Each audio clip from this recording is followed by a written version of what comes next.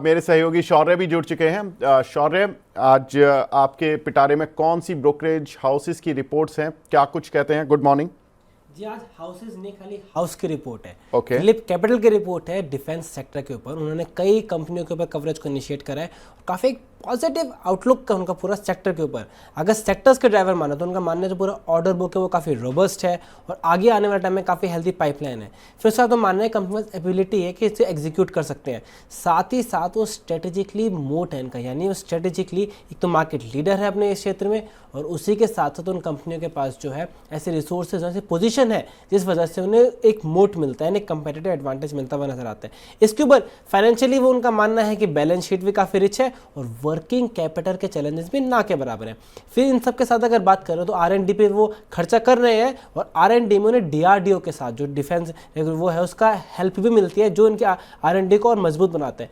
फिर इन सब के साथ अगर सरकार की बात करें तो सरकार का तो लगातार एम लगे हुए हैं कि इन्हें इंप्रूव करो, आपको जो है काफ़ी सारी चीज़ें करने में लगे हुए हैं। इंडिजनाइजेशन हो रहा है, डिफेंस एक्विजिशन पॉलिसी आई है, साथ में इंडिजनाइजेशन लिस्ट आई है जिसमें कंपोनेंट्स के नाम दिए हुए हैं कि खाली लोकली करना होगा। सरकार की बात करें तो बहुत बड़ा बजट, सरकार 3 लाख करोड़ से ज़्यादा का बजट जो है वो डिफेंस के लिए दे रही है। तो इन सारे उसमें 1 लाख करोड़ के आसपास जो है वो लोकली प्रोक्योर करने की बात करें तो ये सारे जो एक्सटर्नल फैक्टर्स हैं वो स्ट्रांग है कंपनियों के लिए। उसी के साथ कंपनियां खुद भी काफ़ी मजबूत स्थिति में है, वैल्यू भी है, सरकारी कंपनियां हैं तो नाम भी है, साथ में डेटा पैटर्न जो है वो प्राइवेट कंपनी है। तो इन सारे कारोबार से देखिए इंटरनल एनवायरनमेंट पॉजिटिव है, एक्सटर्नल एनवायरनमेंट पॉजिटिव है। इस वजह से हो गया, आपने देखा है कि डिफेंस के सेक्टर में डिफेंस की कंपनी बहुत ज़्यादा बूस्ट भी देखने को मिला था, लेकिन एक कंसर्न आया था वैल्यूएशन को लेकर। तो यहाँ पर फिलिप कैपिटल का ये मानना है कि जो सारी कंपनियां हैं उनके पास बहुत ही रोबस्ट ऑर्डर बुक है। जैसे उन्होंने बात करी जो BEL है उसका तो 80,000 करोड़ का ऑर्डर आ सकता है आगे आने वाले कुछ 5 साल में, और साथ में उनकी एग्जीक्यूशन कैपेबिलिटी है। तो इसके हिसाब से कंपनियों के जो प्राइस टू अर्निंग्स रेशियो है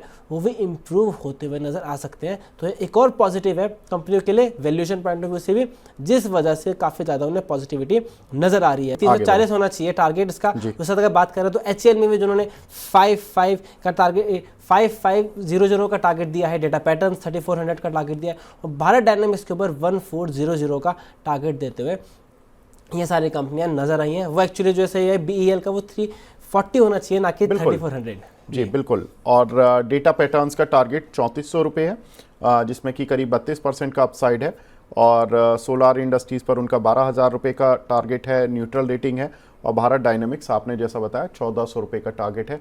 तो ये कुछ एक कंपनियां जो कि डिफेंस की हैं, और इसमें शौर्य ने कारण आपको बता ही दिए कि क्यों इन काउंटर्स पर खरीदारी करने की सलाह फिलिप कैपिटल दे रहे हैं। लेकिन डिफेंस काउंटर्स पर क्योंकि काफ़ी कुछ चीज़ें लोग फंसे हुए हैं, तो इसलिए इन रिसर्च रिपोर्ट्स को कवरेज करना बहुत ज़रूरी हो जाता है। एक इनफैक्ट नुवामा की भी रिपोर्ट आई है ऑन डिफेंस सेक्टर, उनकी भी टॉप पिक्स में भारत इलेक्ट्रॉनिक्स और डेटा पैटर्न है।